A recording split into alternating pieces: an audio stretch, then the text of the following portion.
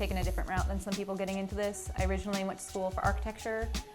Early on, realized that was a little too rigid for me, so I took a few years off, and then I went back to finish my art degree at SIU. I just finished in 2011, and I pretty much have been tattooing every day since then.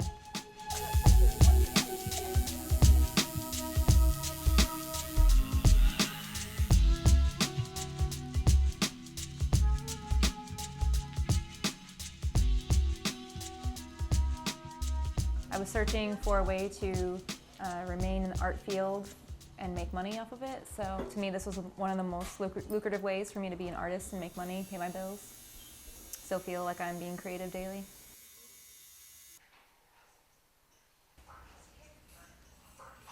What I did was tried to sort of get myself to be more confident as an artist, and you need to be able to sort of dedicate yourself completely to it, which is why it was important for me to finish schooling first, so that way I could dedicate all my time. It was extremely difficult because during your apprenticeship you usually don't make money. In fact, you know, it costs money to get supplies and get all materials. So I wasn't making any money, and just sort of learning about tattooing, learning how to set up the machines, watching them tattoo, learning about other tattooers. All those things went into me, you know, understanding the medium of tattooing, so that way I could start to do it. Then I started getting friends in to practice on. Every day I was in here tracing, drawing, you know, any form of, you know, art with my hands that I could think of, to just sort of understand other tattoos, understand how they're done, and, you know, what makes a good tattoo, what makes a bad tattoo. Without that practice, I wouldn't be able to get better. I mean, because that's the hardest thing about tattoos. You can maybe do a great painting or you know, work in another medium, but without actually doing tattooing, you won't ever get better. And so it's crucial that you get people to sort of sacrifice their skin for the, you know, the budding artist. And my husband and a lot of great friends have some of my first pieces on them that I could be better nowadays, but were good when I started, and, you know, it was crucial for me understanding, you know, how to make a good tattoo. So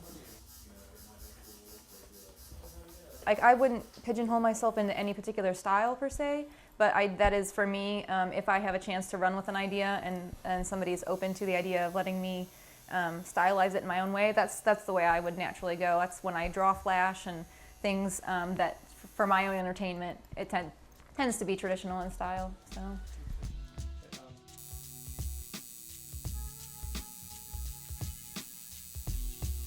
It's something that's going to be on you permanently, so it doesn't hurt to think about it. Really explore your options. Sometimes the first thing you see isn't always the best, so you should also educate yourself about the artist. There's nothing wrong with trying to find out who's going to be inking you, what work they've done in the past. So just because you go into a shop doesn't mean it's going to be a good shop, doesn't mean you're going to get a good tattoo. So educate yourself, look at the artist's work, and really think about it. Think about placement, give it a lot of thought.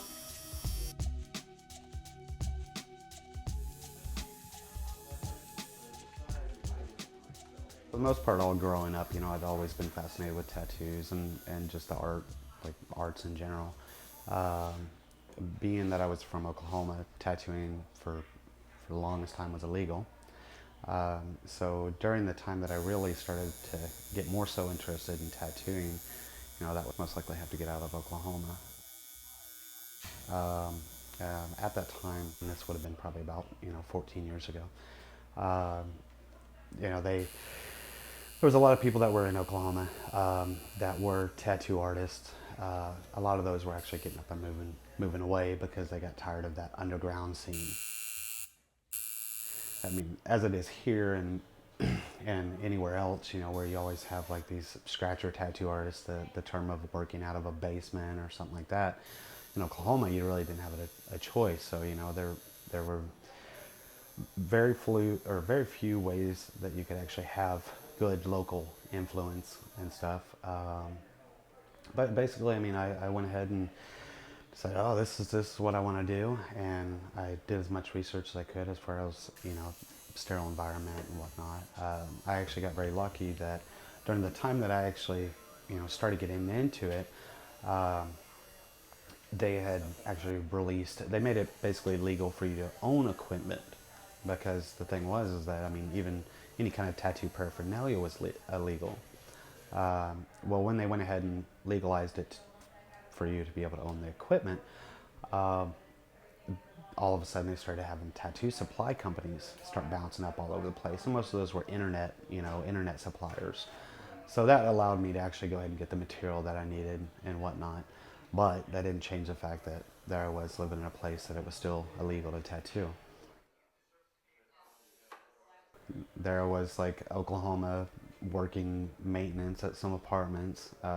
Did the whole, had a spare bedroom that I turned into my tattoo shop and just tattooed my friends, and eventually started tattooing their friends. And next thing like anybody that was like tattooing underground or whatever you want to call it, or they all went by aliases. And at the time I had like this big ass mohawk, so all my friends started calling me Rooster. And then next thing I got people off the side of the street going, "Hey Rooster, can I get a tattoo from you?" And that was when I knew that it was time to get the hell out. That I was just like, this is not good.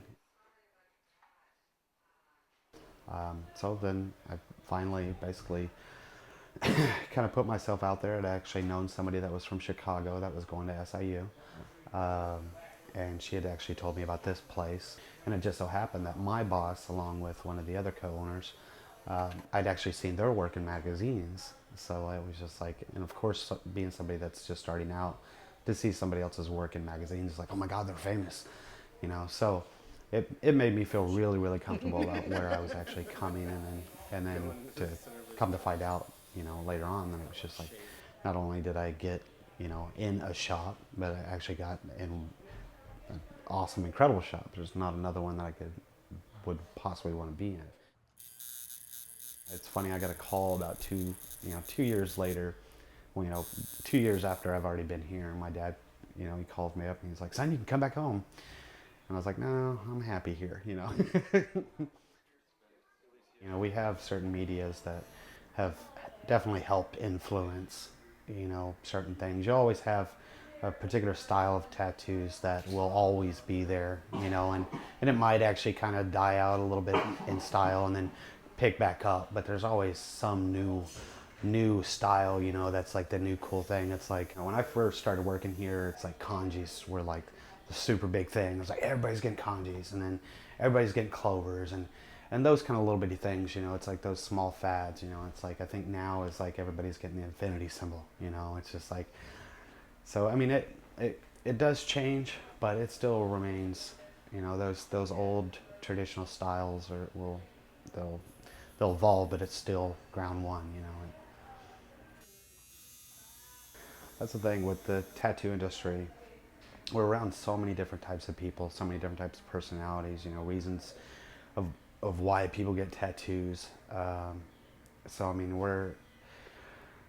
our environment is definitely always interesting. There's never really too many dull moments. Not to say that we're like like some hit TV, soap opera type bullshit type thing. No, it's not like that. I mean, we have just a very unique clientele.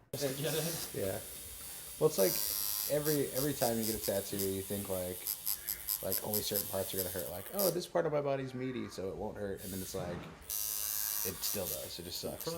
Dragging a needle through your body is pretty intense. And then like you get numb to it after a while, and then like you hit the spot like up there, like in your shoulder, and you're like, oh no, it still hurts. Like even after you sit here for a couple hours. Yeah. I mean, tattoos, they've always been there and they always will be. Somebody will try to invent the better mousetrap, but, it's always to fall back on the roots of it all.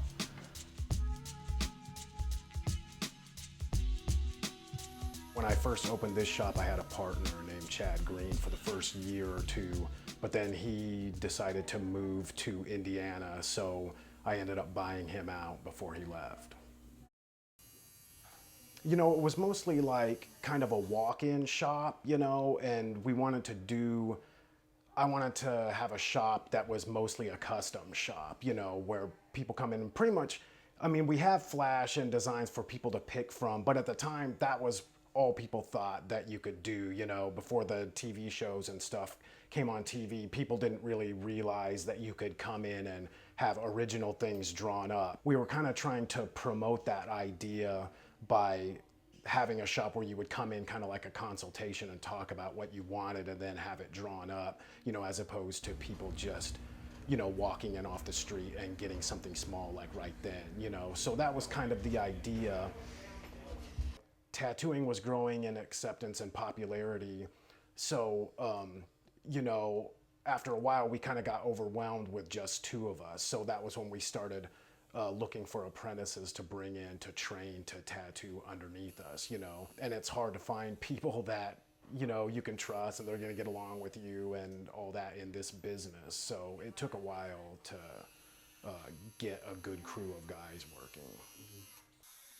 As the older generation of people kind of die out and, you know, there's this new generation of people coming up that are accepting it more because it's all over TV and in magazines and everywhere else, you know, I think that it will become more accepted and won't be such a big deal. It's not really the design itself that has the meaning to the person. It's the actual process, the ritual of it. It's like a rite of passage, and it's something that marks like when a kid first goes out on their own and they're not like under their parents' roof anymore, you know, the first time they're at school and they can kind of do things and make their own decisions for the first time, you know. And so it's kind of the idea of getting it and going in and doing it, you know, despite what your parents think or what anybody else thinks. And it's like, I think that has more meaning to the person, and the fact that they went through this painful thing and they accomplished something and have something to show for it that's permanent. I think that has more meaning to the person than what the design itself actually is.